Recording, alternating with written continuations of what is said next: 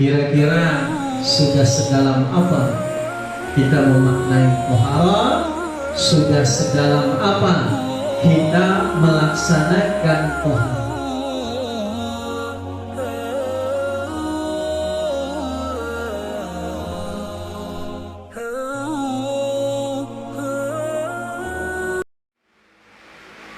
Ya Allah, luas pembahasan kita ini, ya Allah.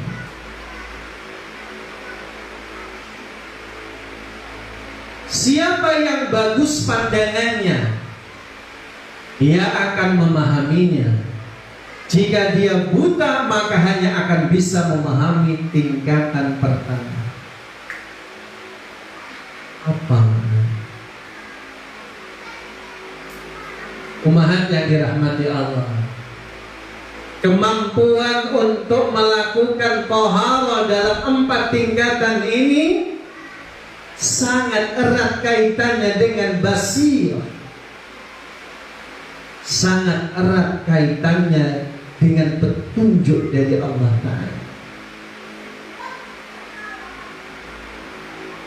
Siapa yang basirahnya sempit, dia tidak akan memahami 4 tingkatan toharoh.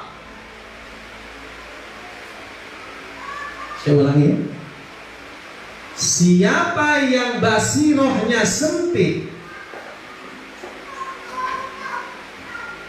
maka dia tidak akan memahami 4 tingkatan toharoh. Apalagi kalau dia seorang yang buta basirah, dia hanya bisa memahami toharoh pada tingkatan yang pertama. Ya Allah, umahat yang dirahmati Allah, basirah itu tidak hanya terletak pada daya jelajah berpikir.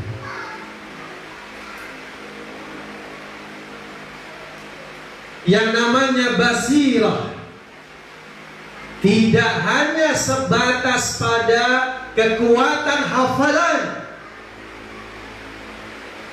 Yang namanya basirah bukan terbatas dengan tingkat akademik yang tinggi. Basirah ini Allah berikan kepada yang layak mendapatkan.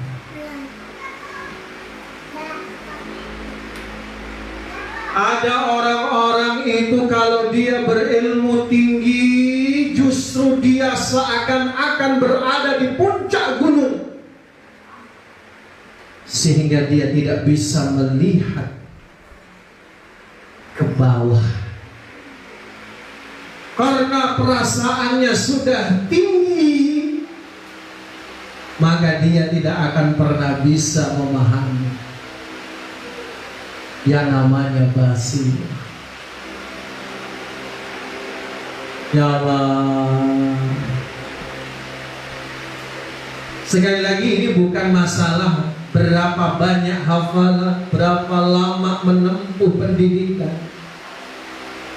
tapi sangat erat kaitannya orang-orang yang dekat dengan Allah, orang-orang yang dia muqarrabun, orang-orang yang dia taqarrub kepada Allah Tabaraka wa Ta'ala. Bisa jadi dia tidak banyak hafalan, bisa jadi dia tidak banyak keterampilan, bisa jadi dia tidak banyak mendapatkan pujian di antara manusia, tetapi dia telah lulus membersihkan dirinya pada 4 tingkatan. Maka yang bicara di depan atau yang bicara di sini bukan berarti merasa lebih baik, umat. Yang bicara di sini bukan berarti hebat. Yang bicara di sini bukan berarti memang sudah mampu semuanya tercapai. Tetapi kita sama-sama belajar menempuh perjuangan untuk membersihkan diri dengan 4 tingkatan ini. Karena kalau orang ngaku bahwa saya sudah bersihkan 4 tingkatan, ya itu tandanya belum bersih malah. Kenapa? Dia dijangkiti sifatul masmumah madmumah, sifat tercela bernama ujub. Nah, jadi nggak ada istilah orang tuh orang soleh ngaku saya seorang yang soleh. Bahkan para ulama yang mu'tabar, yang terpercaya pun tidak ada yang ngaku-ngaku saya ulama. Nggak ada. Karena mereka tahu betapa sibuknya diri mereka membersihkan diri mereka sampai pada tingkatan yang keempat. Betapa sulitnya sampai pada tingkatan tersebut. Jadi sampai pada 4 tingkatan ini bukan sembarangan orang ya. Tapi memang Allah memudahkan baginya. Banyak orang-orang yang ketika basirohnya sempit, matanya buta, tidak mampu memahami basiroh, maka yang ada di hadapannya adalah persoalan-persoalan fisik. Maka kebanyakan orang yang dia melihat pada persoalan fisik hanya mampu membersihkan dirinya dari kotoran-kotoran fisik, tapi ternyata dia berkubang dengan kotoran batin.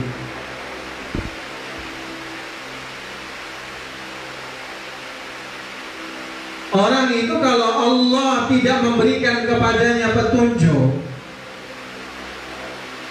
ketika dia memiliki ilmu tapi ilmunya buat untuk dia sombongkan di hadapan orang lain.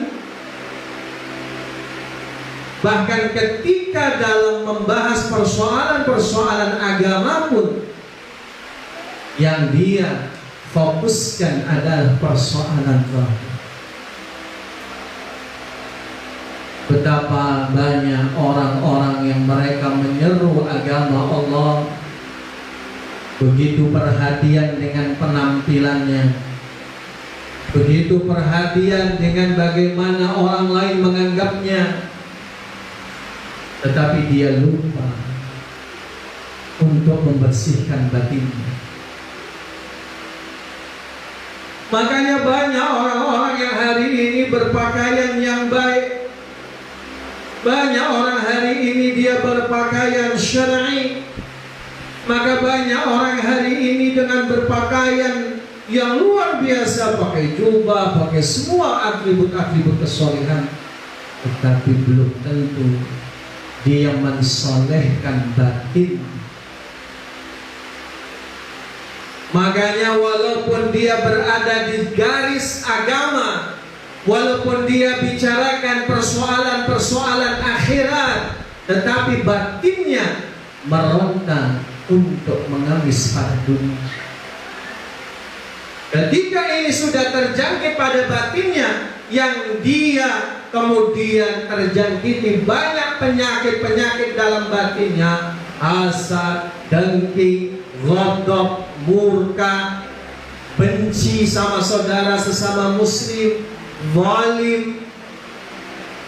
Na'udzubillah. Makanya umahat yang dirahmati Allah, jangan hanya sebatas persoalan fisik. Coba tengok batin kita. Coba tengok bagaimana diri kita ini. Setelah kita bisa membersihkan persoalan kotoran fisik, betapa care dan pedulinya kita tentang kotoran-kotoran zahir. Cobalah care. Cobalah kita muhasabah. Cobalah kita kemudian menakar diri. Kalau memang kita sedang terjangkiti penyakit batin, kalau kita memang terjangkit perkara dosa dan maksiat, bersihkanlah. Bersihkanlah. menghadap kepada Allah Tabaraka wa Ta'ala, meminta kepada Allah agar Allah menunjukkan kepadanya akhlak buruknya, minta kepada Allah agar dikuatkan dalam kebaikan dan dijauhkan dari keburukan. Jadi bukan hanya persoalan fisik yang dilihat, tetapi bagaimana dia memfokuskan pula dalam pembersihan batin. Jadi jangan fisik melulu. Dan yang mengherankan, banyak orang-orang yang tahu dirinya punya penyakit, tapi karena kemunafikan di dalam dadanya, Allah jadikan penyakit itu bertumpuk-tumpuk. Sebagaimana orang-orang munafik dulu, mereka pun menumpuk sakitnya hati mereka. Makanya Allah Ta'ala berfirman, fi qulubihim marad, di dalam hatinya ada penyakit. Wazadahumullahu marada, maka Allah kemudian menambahkan penyakit-penyakit itu di dalam hatinya. Jadi kalau orang yang sudah tahu dirinya punya penyakit namimah, punya penyakit hasad, punya penyakit ghibah, tidak segera berobat, tidak segera membersihkan dirinya, maka kotoran-kotoran ini akan terus menumpuk dan menumpuk hingga kemudian Allah jadikan hatinya mati. Ketika hatinya mati, batinnya yang kotor, maka hilanglah ru'ya as-salihah, hilanglah cara berpikir yang baik. Ketika batin itu kotor, seringkali memutarbalikkan yang ma'ruf dan mungkar. Seringkali kemudian karena akal sehatnya sudah mati, sementara hatinya penuh dengan kotoran, kebenaran dia sangka kejelekan, kejelekan dia sangka kebenaran, keburukan dia sangka adalah manfaat, sedangkan kebaikan dia sangka adalah tidak manfaat. Maka kita heran ada orang-orang yang kemudian begitu gigih berada di atas jalan keburukan. Coba tengok umahat, ada orang-orang tuh gigih melakukan keburukan.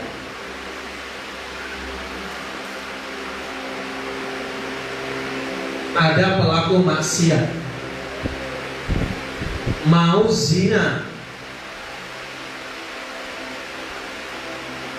walaupun hujan dia tempuh, bahkan istiqomah di atas maksiat.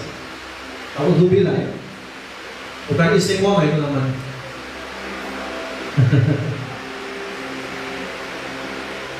Itu bukan istiqomah, istimrar. Jadi kalau istiqomah itu untuk hal yang baik. Kalau perbuatan dosa itu namanya istimrar. Istimrar fil dzunub, yaitu terus menerus mengulangi perbuatan dosa. Bahkan orang-orang yang menjajakan dirinya sebagai wanita tunasusila, kalau dulu namanya, diganti sekarang pekerja seks komersil, ya ujung-ujungnya namanya sama pelacur. Ya, artinya apa?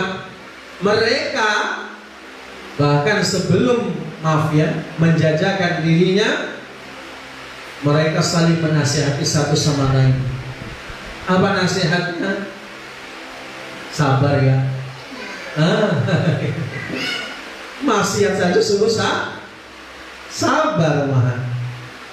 Apalagi yang namanya pelaku kebaikan, belajar tahsin, belajar tahfiz Quran, ya.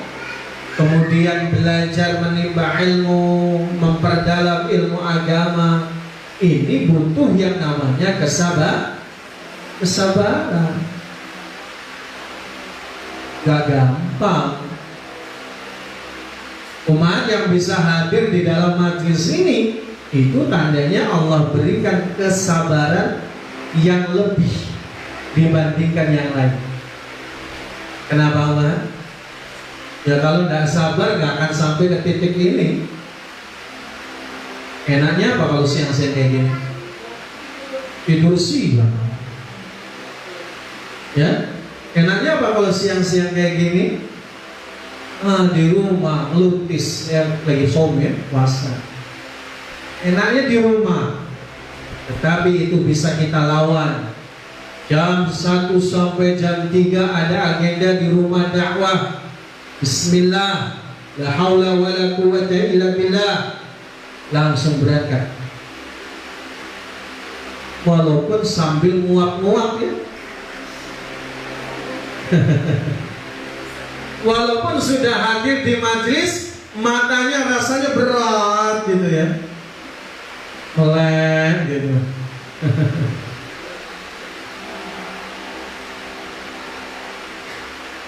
Batin yang kotor umahat, kesulitan menakar kebenaran pada takaran yang benar. Kebenaran sering diidentikan dengan apa yang dia inginkan, apa yang menjadi ambisi keakuannya. Yang menurut keakuannya benar, yang bertentangan dengan keakuannya salah. Itu loh. Kalau orang batinnya kotor, takaran kebenaran adalah mana yang menguntungkan dirinya, dan takaran keburukan adalah mana yang tidak menguntungkan dirinya. Na'udzubillah. Seharusnya bagi orang-orang yang beriman, takaran kebenaran adalah ma wafaqal haqq, apa saja yang selaras dengan kebenaran. Al-haq di sini adalah Al-Quran was sunnah. Jadi takaran yang namanya kebenaran yang ma'ruf itu adalah yang selaras dengan Quran dan Sunnah, walaupun bertentangan dengan hawa nafsunya.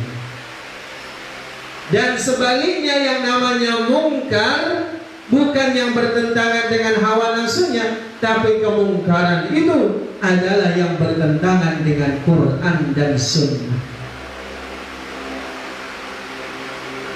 Jadi kalau menakar ma'ruf dan mungkar ini seimbang, kita akan bisa berada di atas jalan yang benar.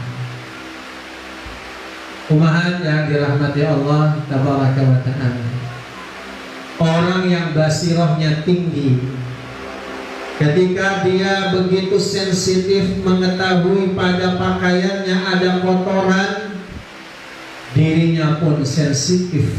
Ketika ada di dalam hatinya ada nuqtatus sauda, yaitu titik hitam di dalam hatinya karena perbuatan dosa. Orang yang dia memiliki basirah tinggi, dia akan bisa mengevaluasi dirinya. Ya Allah, maaf ya, untuk menyembunyikan kotoran kita, betapa kita secara otomatis bagaimana caranya orang tidak tahu kotoran kita. Kita tutup rapat-rapat toiletnya, kita nyalakan air sekencang-kencangnya. Tujuannya apa? Untuk supaya tidak nampak aib kotorannya. Bahkan kemudian kita menggunakan toharah secara zahir.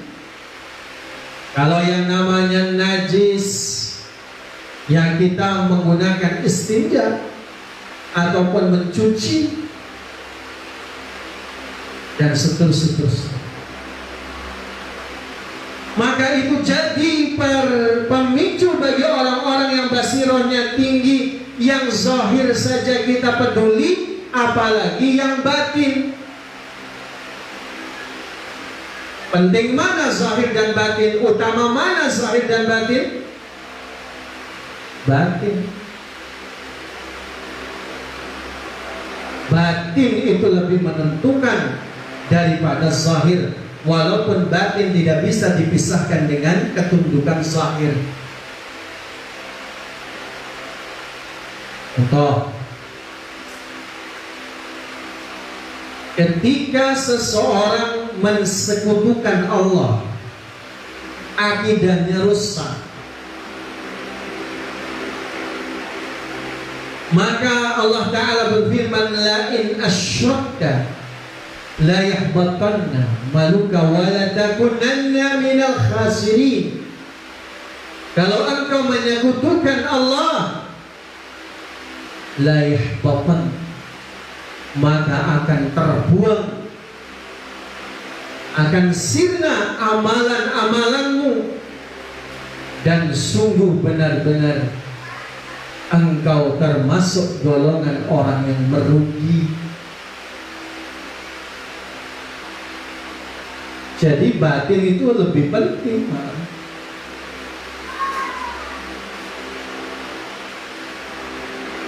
Makanya orang kafir yang dia batinnya tidak beriman kepada Allah, mau dia berinfak, bukan bersedekah, berinfak, walaupun semas segede gunung Rajabasa.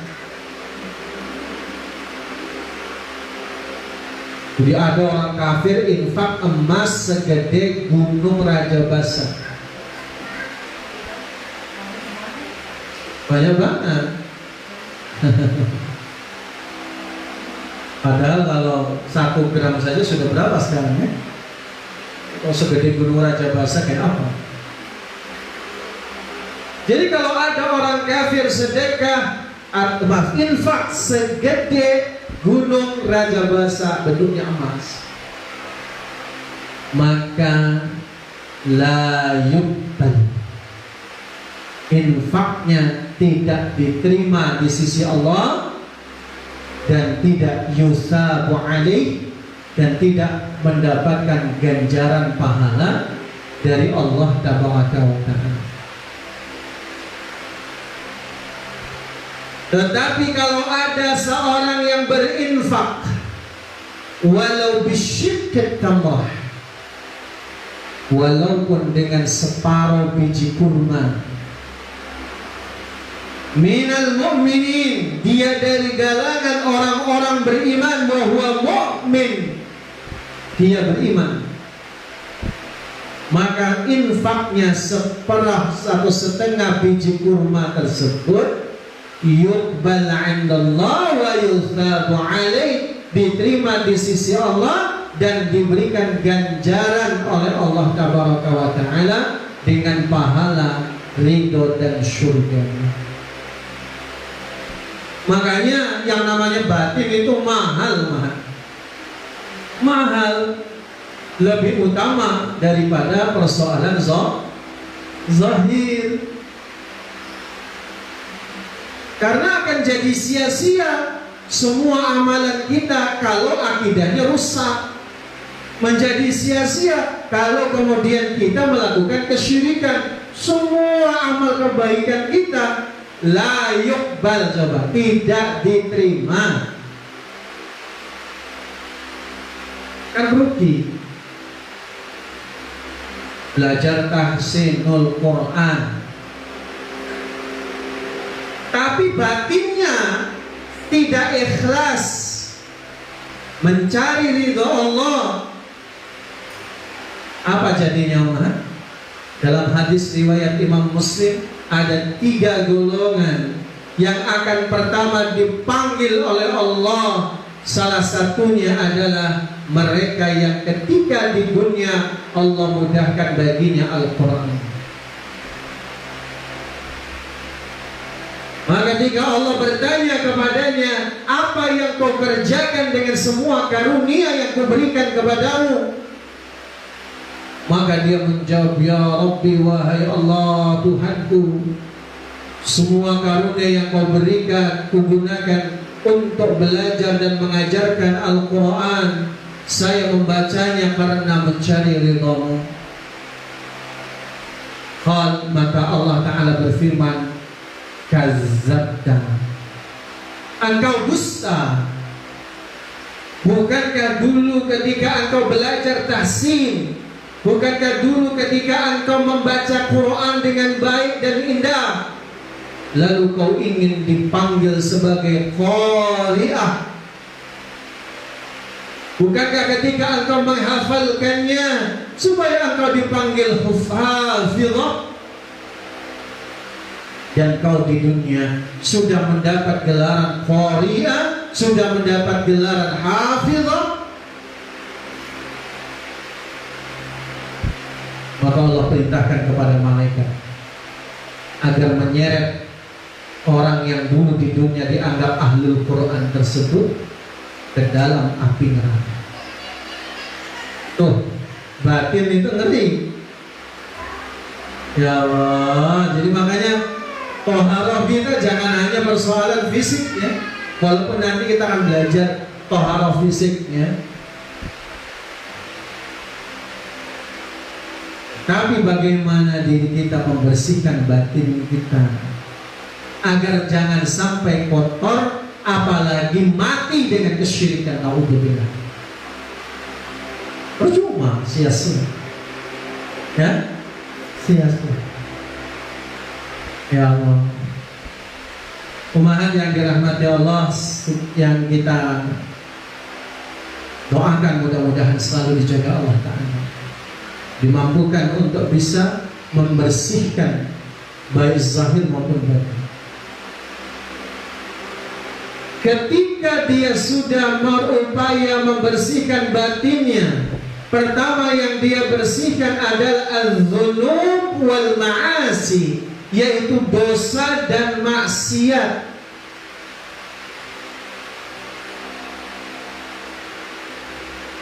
Dosa yang sengaja atau yang tidak sengaja. Dosa baik dari kabair maupun shaghair, dosa besar atau dosa kecil. Dosa yang dari lisan ataupun anggota badan. Banyak persoalan-persoalan diri kita yang perlu dibersihkan. Ada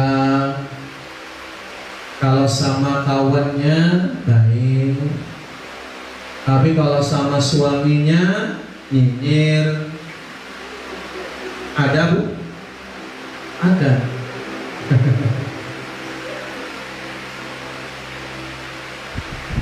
Harus dibersihkan.